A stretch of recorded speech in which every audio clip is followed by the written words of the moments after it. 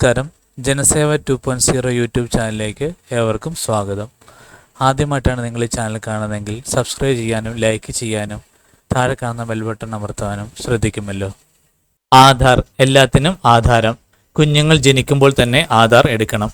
പൊതുവിദ്യാലയങ്ങളിൽ കുട്ടികളുടെ കണക്കെടുപ്പ് നടത്തിയപ്പോൾ ആധാർ കാർഡ് ഇല്ലാത്തതിനാൽ പല കുട്ടികളുടെയും വിവരങ്ങൾ സമന്വയ പോർട്ടലിൽ അപ്ലോഡ് ചെയ്യാൻ കഴിഞ്ഞില്ല. അധ്യാപക തസ്തിക നിയന്ത്രണത്തിലുള്ള കുട്ടികൾക്ക് മാത്രമേ പരിഗണിക്കുകയുള്ളൂ.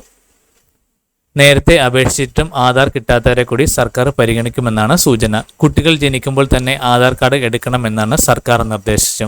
ഇതനുസരിച്ച് IT മിഷൻ നിർദ്ദേശങ്ങൾ പുറപ്പെടുവിച്ചിട്ടുമുണ്ട്. അപേക്ഷകൾ എങ്ങനെയെന്ന് നോക്കാം. ജനന സർട്ടിഫിക്കറ്റ് ലഭിച്ചാൽ അക്ഷയ കേന്ദ്രങ്ങളുടെ ആധാർ കാർഡിന് അപേക്ഷിക്കാം. മാതാപിതാക്കളുടെ ബയോമെട്രിക് വിവരങ്ങൾ ഉൾപ്പെടുത്തിയാകും ആധാർ അനുവദിക്കുക.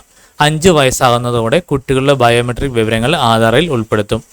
15-ാം വയസ്സിൽ ബയോമെട്രിക് നിർബന്ധമായും പുതുക്കണം.